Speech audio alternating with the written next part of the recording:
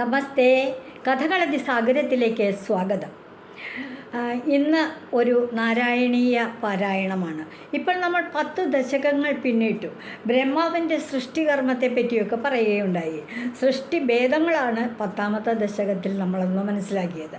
ഇന്ന് 11ാമത്തെ ദശകം തുടങ്ങുകയാണ്. എല്ലാവരും പുസ്തകം ഒക്കെ ഒന്ന് കയ്യിൽ വച്ചോളൂ. ഒന്ന് നോക്കിയിരിക്കുകയാണെങ്കിൽ കുറച്ചുകൂടി വ്യക്തമായ വിധത്തിൽ മനസ്സിലാകും എന്നെനിക്കൊരു തോന്നലുണ്ട്.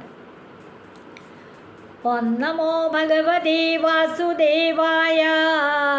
ഓം നമോ ഭഗവതേ വാസുദേവായ. ഓം നമോ ഭഗവതേ വാസുദേവായ. ഓം നമോ ഭഗവതേ വാസുദേവായ. ഓം നമോ ഭഗവതേ വാസുദേവായ. ഓം നമോ ഭഗവതേ വാസുദേവായ. ഓം നമോ ഭഗവതേ വാസുദേവായ. ഓം നമോ ഭഗവതേ വാസുദേവായ. ഓം നമോ ഭഗവതേ വാസുദേവായ. ഓം നമോ ഭഗവതേ വാസുദേവായ. ഓം നമോ ഭഗവതേ വാസുദേവായ. ഓം നമോ ഭഗവതേ വാസുദേവായ. ഓം നമോ ഭഗവതേ വാസുദേവായ. ഓം നമോ ഭഗവതേ വാസുദേവായ. ഭഗവാനെ ഗുരുവായൂരപ്പ, അങ്ങ് 14 ലോകങ്ങളിലും അങ്ങനെ വിരാജിക്കുകയാണല്ലോ. അവിടുത്തെ കാരുണ്യത്തിന് വേണ്ടി അപേക്ഷിക്കുന്നു. ദശകം 11, നാരായണീയത്തിൻ്റെ ദശകം 11ാമത്തെ ദശകം ഒന്ന് വായിക്കാനായിട്ട് ആഗ്രഹിക്കുകയാണ്. ഈ ദശകത്തിൽ പറയുന്നത് ഹിരണ്യാക്ഷൻ, ഹിരണ്യകശിപു എന്ന 2 അസുരന്മാരുടെ ജീവിത കഥയാണ്. അവരാരാണ്, അവരെങ്ങനെയാണ് അങ്ങനെ അസുരന്മാരായിട്ട് ജനിച്ചത്, വളർന്നത് എന്നൊക്കെയുള്ള കഥകളാണ് ഈ ദശകത്തിൽ പറയുന്നത്. ഈ ദശകത്തിൽ അതോടൊപ്പം ഇവരെ ഓരോരുത്തരെ വധിക്കുന്നതിന് വേണ്ടി ഭഗവാൻ പ്രത്യേക അവതാരങ്ങൾ തന്നെ എടുക്കേണ്ടി വന്നിട്ടുണ്ട്. വരാഹാവതാരം ഇതിൽ ഒരു അസുരനെ വധിക്കാൻ വേണ്ടി എടുത്ത ഒന്നാണ് വരാഹാവതാരം. അതങ്ങനെ സനകാദികൾ എന്ന് പറയുന്ന ബ്രഹ്മപുത്രന്മാർ, മാനസപുത്രന്മാർ, അവരുടെ വൈകുണ്ഠപ്രാപ്തി ഈ ദശകത്തിൽ വിവരിക്കുന്നു. ജയവിജയന്മാർ എന്ന വൈകുണ്ഠത്തിൻ്റെ കാവൽക്കാരായിട്ടുള്ളവർക്ക് ലഭിക്കുന്ന ശാപം അതും ഈ ദശകത്തിൽ വരുന്നുണ്ട്. ഹിരണ്യകശിപു, ഹിരണ്യാക്ഷൻ എന്ന 2 രാക്ഷസന്മാർ, അവരുടെ വീരശൂര പരാക്രമങ്ങൾ, അവരുടെ വധം, അവരുടെ കഥ, എങ്ങനെയാണ് അവർ രാക്ഷസന്മാരായിട്ട് പിന്നെയുമുള്ള കഥകളും ജന്മവും ഒക്കെയാണ് ഈ ദശകത്തിൽ പറയുന്നത്. നമുക്ക് ദശകത്തിൽ പാഠഭാഗത്തിലേക്ക് പോകാം. ഹിരണ്യാക്ഷൻ്റെയും ഹിരണ്യകശിപുവിൻ്റെയും ഉൽപ്പത്തിയാണ് 11ാമത്തെ ദശകം. ഞാൻ സനകാദികൾ കഴിഞ്ഞ ദശകത്തിലെ ബ്രഹ്മാവിൻ്റെ സൃഷ്ടിയെപ്പറ്റി പറഞ്ഞല്ലോ. ബ്രഹ്മാവ് ആദ്യം സൃഷ്ടിച്ചത് സനകാദികൾ എന്ന തൻ്റെ മാനസപുത്രന്മാരെയാണ്. സനകൻ, സനാതനൻ, അവരെ 4 പേരുണ്ട്. സനകൻ, സനന്ദൻ, സനാതനൻ, സനൽകുമാരൻ. 4 പുത്രന്മാർക്ക് എന്നും ഒരേ പ്രായം. കുട്ടികൾ, അവർ 5-6 വയസ്സുള്ള ആൺകുട്ടികൾ. വസ്ത്രധാരണ ഇല്ല കേട്ടോ അവർക്ക്, ഭക്തി മാത്രമേ ഉള്ളൂ. അവരിങ്ങനെ നടക്കും. ആ സമയത്ത് ബ്രഹ്മാവ് വിചാരിച്ചത് ഈ സൃഷ്ടി നടത്തി തനിക്ക് 4 പുത്രന്മാരുണ്ടായപ്പോൾ തൻ്റെ ജോലിയിൽ, എല്ലാ അച്ഛന്മാരും അങ്ങനെയല്ലേ വിചാരിക്കുക, തൻ്റെ പുത്രന്മാരൊക്കെ തൻ്റെ കുട്ടികളൊക്കെ തന്നെ ജോലി കാര്യങ്ങളിൽ സഹായിക്കുന്നതാണ്, ഏത് കാര്യത്തിനും സഹായിക്കുന്നതാണ്. പക്ഷേ ഇവിടെ ബ്രഹ്മാവും അങ്ങനെ ആഗ്രഹിച്ചു. എന്നാൽ ഈ പുത്രന്മാർ പറഞ്ഞു, ഞങ്ങൾക്കൊന്നും പറ്റില്ല അച്ഛൻ്റെ പോലെ ഇങ്ങനെ സൃഷ്ടികർമ്മം നടത്താൻ, ഞങ്ങൾക്ക് ഭക്തി മാത്രമേ വേണ്ടൂ എന്നും പറഞ്ഞു പോയി. അപ്പം ഒത്തിരി അമർഷം വന്നു. അങ്ങനെ ഒത്തിരി ഒരു ദേഷ്യം ഉണ്ടായി. ആ ദേഷ്യത്തിൻ്റെ പുറത്താണ് മൃഡൻ ജനിച്ചതും 11 ഏകാദശ രുദ്രന്മാരായി തീർന്നതൊക്കെയായ കഥയാണ് കഴിഞ്ഞ ദശകത്തിൽ പറഞ്ഞത്. ഇവിടെ ഇപ്പോൾ സനകാദി യോഗിമാരായവർ, അവർ വൈകുണ്ഠ ലോകം, ഭഗവാന്റെ ആരൂഢമായ താമസസ്ഥലമായ വൈകുണ്ഠദേശം കാണാനായിട്ട് ഒന്ന് പോവുകയാണ്. പലപ്പോഴും അങ്ങനെ ഭഗവാനെ സന്ദർശിക്കാൻ പോകാറുണ്ട്. മറ്റ് പല ലോകങ്ങളും, സുതലം, മതലം, മഹാതലം തുടങ്ങിയ ദേശങ്ങളൊക്കെ, ഓരോരോ ദേശങ്ങളൊക്കെ ലോകങ്ങളൊക്കെ സന്ദർശിക്കാറുണ്ട്. വൈകുണ്ഠത്തിലേക്ക് ഒരിക്കൽ ഭഗവാനെ ദർശിക്കാനായിട്ട് പുറപ്പെട്ടു. അവിടെ വച്ചുണ്ടായ ചില സംഭവങ്ങളെ പറ്റിയാണ് ഈ ദശകത്തിൽ പറയുന്നത്. ഞാൻ ആദ്യത്തെ ശ്ലോകം ഒന്ന് വായിക്കാം.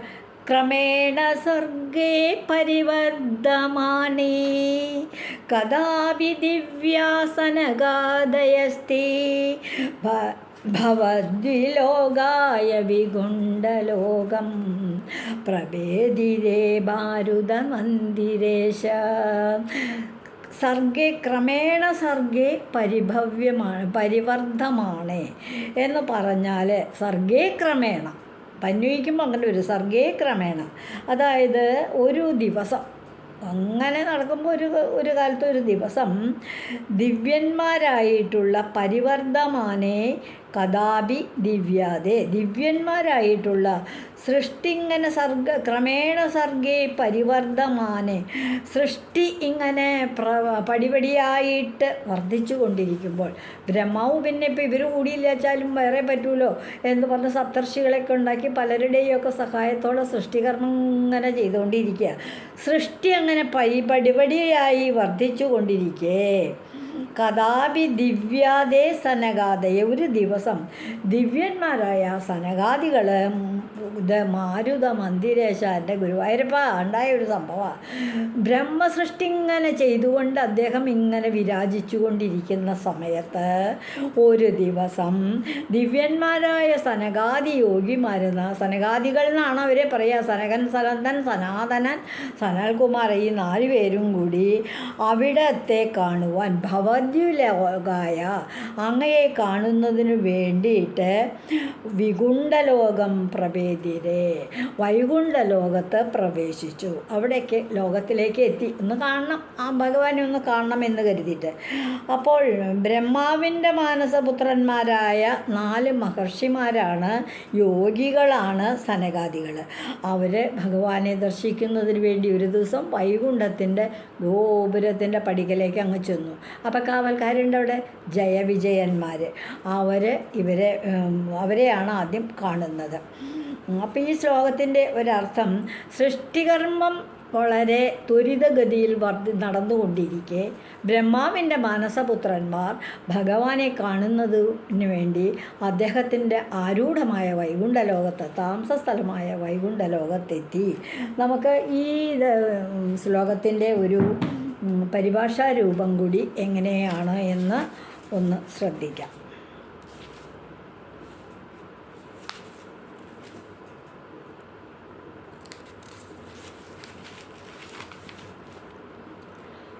വായുമന്ദിരേശനാകും ഭഗവാനെ കേട്ടിടുക.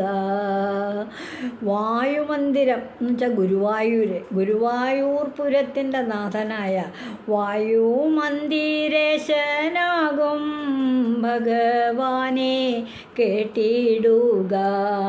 സൃഷ്ടികർമ്മം മെല്ലെ വർദ്ധിക്കും കാലം. ബ്രഹ്മാവ് തൻ്റെ ജോലിയായ സൃഷ്ടികർമ്മം അങ്ങനെ കൂട്ടി ചെയ്തുകൊണ്ടിരിക്കെ സനകാദി മുനീശ്വര വൈകുണ്ഠത്തിൽ എത്തിച്ചേർന്നു. സാന്ദ്രാനന്ദ സ്വരൂപത്തെ വന്ദിച്ചിടുവാൻ. അങ്ങയെ കണ്ടു വന്ദിക്കുന്നതിനായിട്ട് ഒരു ദിവസം അവർ വൈകുണ്ഠലോകത്തിലെത്തി. രണ്ടാമത്തെ ശ്ലോകത്തിലേക്ക് പോകാം. മനോജ്ജലൈശ്രേയകാനനാദ്യൈ അനേകവാഭീമണിമന്ദിരൈശ്ച അനോപമം തം ഭവതോ നികേതം മുനീശ്വര പ്രാപുരതീതകക്ഷ്യ. മുനീശ്വര അതീതകക്ഷ്യ മനോജ്ജലൈശ്രേയസകാനനാദ്യ. മഹർഷിമാർ 6 മതിൽക്കെട്ടുകൾ കടന്ന് 7 മതിൽക്കെട്ടുകൾക്കുള്ളിലാണ് ഭഗവാന്റെ മാളികയും അദ്ദേഹത്തിൻ്റെ ആവാസ കേന്ദ്രം, ഇരിപ്പിടം, അദ്ദേഹത്തിൻ്റെ ഭവനം എവിടെയാണ്? 7 മതിൽക്കെട്ടുകൾക്കുള്ളിൽ. അപ്പോൾ മനോജ്ഞനൈ ശ്രേയസകാനനാദി മഹർഷിമാർ അനേകവാപി മണിമന്ദിരൈശ്ച. ഈ മഹർഷിമാർ 6 മതിൽക്കെട്ടുകളും കടന്നു. എന്നിട്ട് 7ാമത്തെ അവിടുത്തെ കാവൽക്കാരൊക്കെ ഇവരെ കടത്തി വിട്ടു. മുതലായവളാണ് കാനനാദ്യ. കാനനാദി എന്ന് പറഞ്ഞാൽ അവിടെ ഒരു ഈ മതിൽക്കെട്ടുകൾക്കകത്ത് വൈകുണ്ഠത്തിൻ്റെ ഗോപുരം അങ്ങോട്ട് ആദ്യം കടന്ന ആദ്യത്തെ മതിൽക്കെട്ടിനകത്ത് രണ്ടാമത്തെ ഓരോന്നും വളരെ മനോഹരമായ കാഴ്ചകളാണ്. സ്ഫടികം പോലെ തിളങ്ങുന്ന ജലമുള്ള ജലാശയങ്ങൾ, താമരക്കുളങ്ങൾ, ആമ്പൽക്കുളങ്ങൾ, അരയന്നങ്ങൾ അങ്ങനെ നീന്തി കളിക്കുന്നു.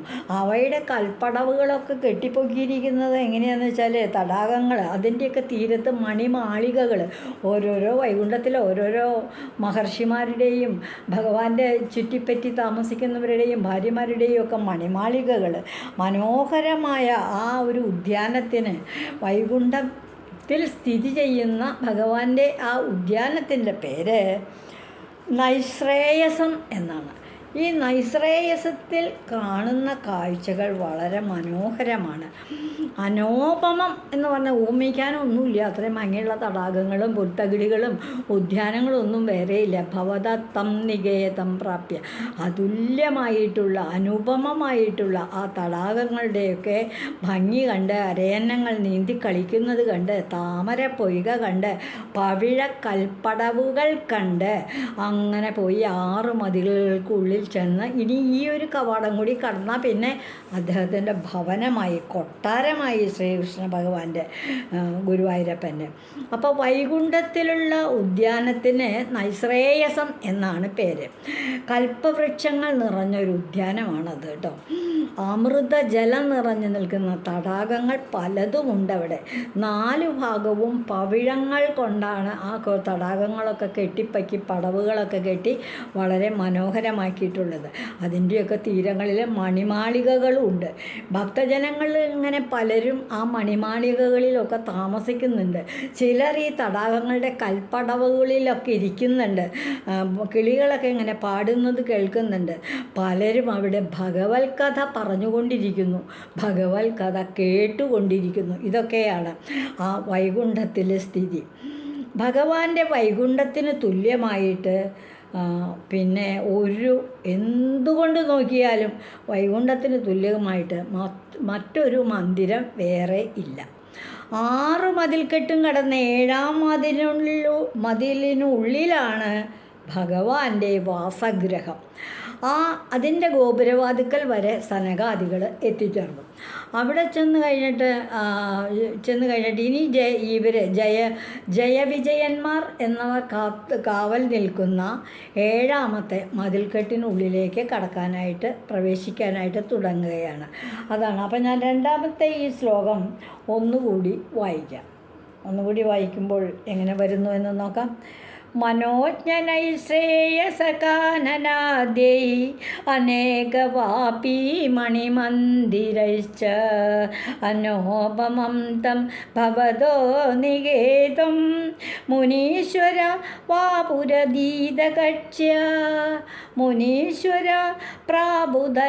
പ്രാപുരദീതകക്ഷ്യ. ഈ ശ്ലോകത്തിൻ്റെ വൈകുണ്ഠത്തിലേക്ക് ഇതിൻ്റെ മലയാള പരിഭാഷ നമുക്കൊന്ന് നോക്കാം. മോക്ഷദായകവും മോഹനവുമായ തവ ഉദ്യാനവും മന്ദിരവും കടന്നു ചെന്നു.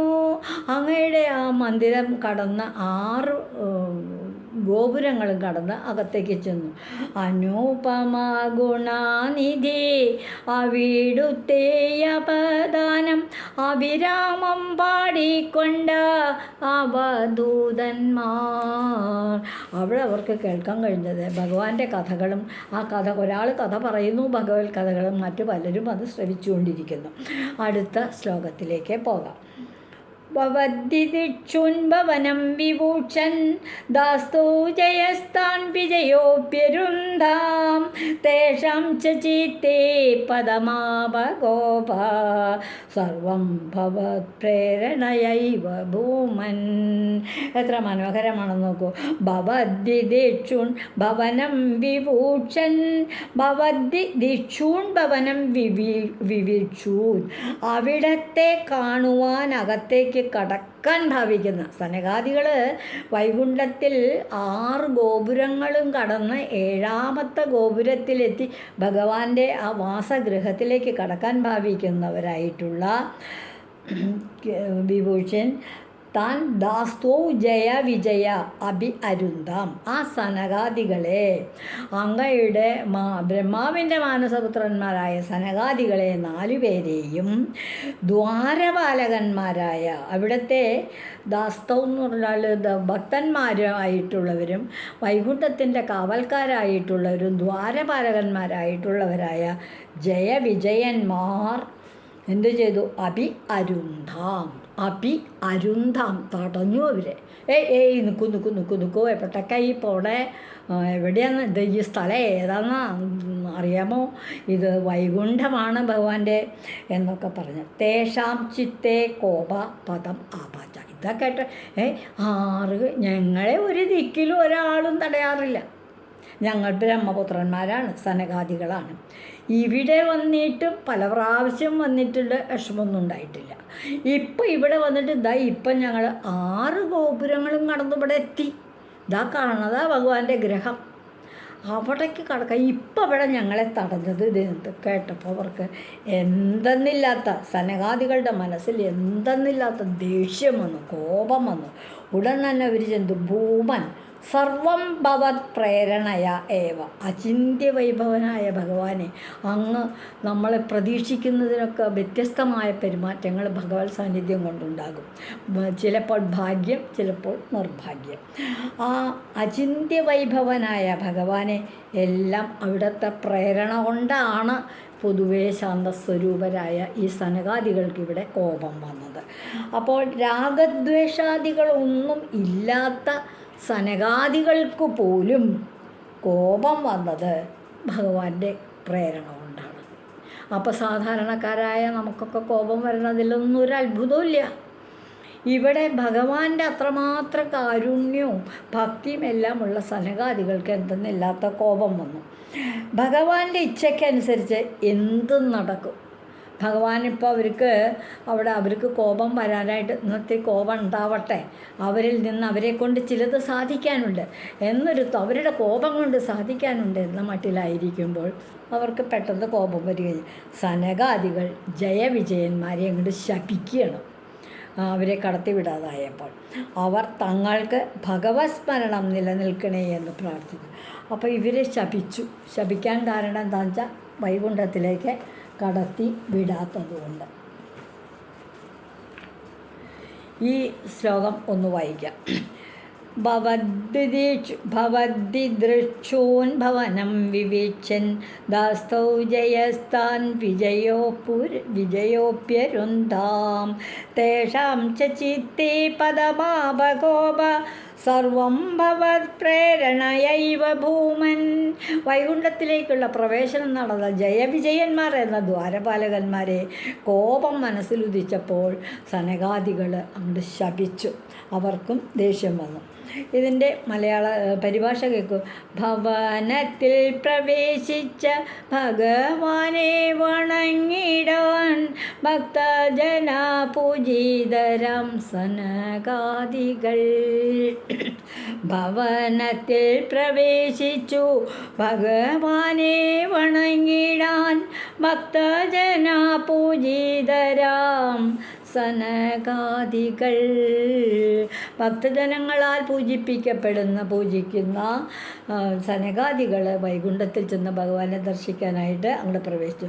ദ്വാരപാലകരാം ജയ വിജയന്മാർ തടഞ്ഞതും കോപം പൂണ്ടു മാമോനിമാർ എല്ലാം നിന്നിഷ്ടം. എന്താ പറയുക? ദ്വാരപാലകരായിരുന്ന ദ്വാരപാലകരാം ജയ വിജയന്മാർ, ജയനും വിജയനും ദ്വാരപാലകന്മാരാണ്. അവരെ തടഞ്ഞതും, സനകാദികളെ തടഞ്ഞതും, പിന്നെയോ കോപം പൂണ്ടു മുനിമാർ. ഈ സനകാദികൾ 4 മുനിമാർ, 4 യോഗിമാർ ദേഷ്യം വന്നിട്ട് അവർ ജയവിജയന്മാരെ ശപിച്ചതും എല്ലാം ഭഗവാനെ, എല്ലാം നിന്നെ ഇഷ്ടം, എല്ലാം അവിടുത്തെ ഒരു ഇഷ്ടം മാത്രമാണ്. അടുത്ത ഒരു ശ്ലോകം കൂടി നോക്കാം. വൈകുണ്ഠലോകാനുചിത പ്രജേഷ്ടൗ കഷ്ടൗ യുവാം ദൈത്യഗതിം ഭജേതം ഇതി പ്രശപ്തൗ ഭവദാശയവൗതൗ ഹരിസ്മൃതി നോ സ്ഥിതിനേ മധുസ്ഥാൻ വൈകുണ്ഠലോകാനുചിത പ്രജേഷ്ടൗ വൈകുണ്ഠലോകത്തിനിണങ്ങാത്ത പ്രവർത്തികൾ ചെയ്യുന്ന, വൈകുണ്ഠത്തിൽ ശാന്തിയും സമാധാനവും ഒക്കെ പാടുള്ളൂ. അവിടെ ദേഷ്യവും തടയലും കത്തിക്കുത്തും പ്രളയം അങ്ങും വാക്തർക്കവും കാര്യങ്ങളും ഒന്നും പാടില്ല. പക്ഷേ ഇവിടെ ഇപ്പം ജയവിജയന്മാരെ ഇവരെ തടഞ്ഞു, മുനിമാരെ തടഞ്ഞു, സനകാദികളെ വഴി തടഞ്ഞു. അത് വൈകുണ്ഠത്തിൽ ചേരാത്ത പ്രവൃത്തിയാണ്. അതാ പറയണേ, വൈകുണ്ഠലോകാൻ അനുചിതമായ ഈ പ്രജേഷ്ടവും പ്രവർത്തികൾ ചെയ്യുന്ന കഷ്ടം യുവാം ദൈത്യഗതിയും ഭജേതം, ദുഷ്ടസ്വഭാവന്മാർ, കഷ്ടം യുവാം, കഷ്ടവും യുവാം എന്ന് വെച്ചാൽ ദുഷ്ടപ്രവർത്തികൾ ചെയ്യുന്ന ദുഷ്ട സ്വഭാവക്കാരായ യുവാം, നിങ്ങൾ രണ്ടു പേരും ഭജേതം, അസുരന്മാരായി തീരട്ടെ. ശപിക്കുകയാണ് സനകാദികൾ ഉടൻ തന്നെ ജയവിജയന്മാരെ, നിങ്ങൾ ഈ വൈകുണ്ഠത്തിന് പറ്റിയവരല്ല, ശാന്ത സ്വഭാവക്കാരൊക്കെയാണ് ഇവിടെ വേണ്ടത്, ഇവിടെ വഴി തടയുന്നവരാ നിങ്ങൾ, അതുകൊണ്ട് നിങ്ങളെ അസുരന്മാരായി തീരട്ടെ എന്ന് സനകാദികൾ അങ്ങോട്ട് ശപിച്ചു. ഇത് പ്രശബ്ദവും ഭവദാശയഭൂതവും, ഇങ്ങനെ ശപിക്കപ്പെട്ട തൃപ്പാദാശ്രിതന്മാരായ ജയവിജയന്മാർക്ക് ശാപം അങ്ങോട്ട് കിട്ടിയ വഴിക്ക് അവർ ഭഗവാനെ അങ്ങോട്ട് സ്മരിച്ചു. എന്നിട്ട് ആ പാദങ്ങളിൽ അങ്ങോട്ട് മനസ്സുകൊണ്ട് പാദപത്മങ്ങളിൽ അങ്ങോട്ട് നമസ്കരിച്ചു. ഭഗവാനെ ഒന്നേ അവർ പ്രാർത്ഥിച്ചുള്ളൂ ശാപം കിട്ടിക്കഴിഞ്ഞപ്പോൾ. ന ഹരിസ്മൃതി അസ്തു ഇതിതാൻ നമേതു, ഇത് പറഞ്ഞ് സനകാദികൾ ഇതിതാൻ നമേതു എന്ന് പറഞ്ഞുകൊണ്ട് നമസ്കരിച്ചു. എന്താ അവർ പറഞ്ഞെന്നോ, ന ഹരിസ്തുതി അസ്തു, ഞങ്ങൾക്ക് ഭഗവത് സ്മരണയുണ്ടാകട്ടെ, ഞങ്ങൾ അസുരന്മാരാണ്, ശരിയാ ആയി, ശപിച്ചപ്പോൾ അങ്ങനെ ആയില്ലോ, പക്ഷേ ഭഗവാനെ പറ്റിയുള്ള സ്മരണ ഞങ്ങൾക്ക് ഉണ്ടാകണേ എന്ന് പ്രാർത്ഥിച്ചു. പരമസാത്വികന്മാരായ വൈകുണ്ഠലോകത്തിന് ചേരാത്ത പ്രവൃത്തിയാണ് ഭഗവാനെ കാണുവാൻ വരുന്നവരെ തടയുക എന്നത്. അതെവിടെയായാലും ക്ഷേത്രങ്ങളിൽ തൊഴുവാൻ പോകുന്നവരെ തടയുന്നത് മഹാപാപമാണ്. അവർ തൊഴോട്ടെ, പക്ഷെ സമാധാനത്തിൽ വേണം, അത്രേ പറയാവൂ. അപ്പോൾ അതു ചെയ്ത ജയവിജയന്മാർക്ക് വൈകുണ്ഠവാസത്തിന് അർഹതയില്ല. അവർ സനകാദികളെ തടഞ്ഞു, മഹർഷിമാരെ മുനിമാരെ തടഞ്ഞു, അതുകൊണ്ട് അവർക്ക് ഇനി വൈകുണ്ഠവാസം ഇല്ല, അതിന് അർഹതയില്ല. സനകാദികളുടെ അഭിപ്രായം എന്ത് തന്നെ ആയാലും ഭഗവാനെ മറക്കാനിടവരരുതേ എന്നാണ് ജയവിജയന്മാരുടെ പ്രാർത്ഥന. ഞങ്ങൾക്ക് ശാപം കിട്ടിയ അസുരന്മാരായാലും കൊള്ളാം, ഇവിടുത്തെ പോലെ ആയിരിക്കുമ്പോഴും ഒക്കെ അതെ, ഞങ്ങൾക്ക് ഭഗവാനെ പറ്റി മാത്രമേ ഉള്ളൂ വിചാരം, അത് ഇനി നിലനിർത്തി തരണേ എന്നാണ് അവർ പ്രാർത്ഥിച്ചത്. ആ ശ്ലോകം ഒന്നുകൂടെ വായിക്കാം. അപ്പോൾ വൈകുണ്ഠലോകത്തിന് ഇണങ്ങാത്ത പ്രവർത്തികൾ ചെയ്യുന്ന ഭക്തന്മാരെ തടഞ്ഞു നിർത്തുന്ന പ്രവർത്തികൾ ചെയ്ത ജയവിജയന്മാരെ വൈകുണ്ഠവാസത്തിന് യോഗ്യരല്ലെന്ന് പറഞ്ഞുകൊണ്ട് സനകാദികൾ അങ്ങോട്ട് ശപിച്ചു അസുരന്മാരാകട്ടെ. അസുരന്മാരായപ്പോഴും അവർക്കൊരു പ്രാർത്ഥനയുള്ളൂ, ഞങ്ങൾക്ക് ഭഗവാനോടുള്ള ഭക്തി ഒട്ടും കുറയരുതേ എന്ന്. വൈകുണ്ഠലോകാനുചിത പ്രജേഷ്ട കഷ്ടൗ യുവാം ദൈത്യഗതിം ഭജേതം ഇതി പ്രശപ്തൗ ഭവദാശയൗതൗ ഹരിസ്മൃതോന്നോ സ്മിതിനേ മധുസ്ഥാൻ. ഞങ്ങൾക്ക് ആ ഒരു പ്രാർത്ഥന മാത്രമേ ഉള്ളൂ എന്നവർ പറയുകയാണ്. ഭഗവാനെ മറക്കല്ലേ, ഭഗവാനെ മറക്കല്ലേ എന്ന്. ആ ശ്ലോകത്തിൻ്റെ പരിഭാഷ നോക്കും. സദ്ഭൃത്യ ജനത്തിനേറ്റ വൈകുണ്ഠത്തിനപമാനമായ നിങ്ങൾ രണ്ടു പേരും, സനകാദികൾ പറയാണ്, വൈകുണ്ഠത്തിനപമാനമായ നിങ്ങൾ രണ്ടു പേരും അസുരരായി ജനിക്കട്ടെ എന്നോ ശപിച്ചു. വൈകിടാതെ മുനിഗണ പാദങ്ങളിൽ വീണു അവർ ശ്രീഹരി സ്മരണയ്ക്കായി വരം ചോദിച്ചു. അപ്പോൾ ദ്വാരപാലകരായിരുന്ന ജയവിജയന്മാർ ഒട്ടും വൈകാതെ കണ്ട് മുനിഗണപാദങ്ങളിൽ മുനിമാരുടെ ഈ കൂട്ടത്തിൽ, സനകാദികളുടെ കൂട്ടത്തിൽ അവരുടെ പാദങ്ങളിൽ വീണു ഭഗവാനെ അങ്ങോട്ട് ധ്യാനിച്ചുകൊണ്ട് അവർ മുനിമാരോട് അഭ്യർത്ഥിക്കുകയാണ്. ശ്രീഹരി സ്മരണയ്ക്കായി വരം ചോദിച്ചു, ഞങ്ങൾക്ക് ഭഗവാനെ മറക്കാനുള്ള ഇടവരല്ലേ, ഞങ്ങൾക്ക് എപ്പോഴും ഭഗവത് ഭക്തി ഉണ്ടാകണേ എന്ന് കരുതി അങ്ങോട്ട് പ്രാർത്ഥിച്ചു. അങ്ങനെയാണ് പ്രാർത്ഥിച്ചത്. ഇന്ന് നമ്മൾ ഈ 4 ശ്ലോകങ്ങൾ വായിച്ചു നിർത്തുകയാണ്. ഇതുവരെ പറഞ്ഞ എല്ലാ വാക്കുകളും എല്ലാ പദങ്ങളും ഭഗവാൻ ഗുരുവായൂരപ്പൻ്റെ പാദങ്ങളിൽ സമർപ്പിക്കുന്നു. ലോകാ സമസ്ത സുഖിനോ ഭവന്തു. ഇതുവഴി വന്നാലും ഇത്തിരി നേരമിരുന്നാലും കഥകൾ കേട്ടാലും കളിയായി പറയും കഥയാണേ, കാര്യം പറയും കഥയാണേ. എല്ലാവർക്കും നന്ദി. എല്ലാവരും നാരായണീയം വിട്ടുകളയാതെ കേൾക്കണം. ഒരാളെങ്കിലും ഇത് കേൾക്കുകയാണെങ്കിൽ ഞാൻ ധന്യയായി.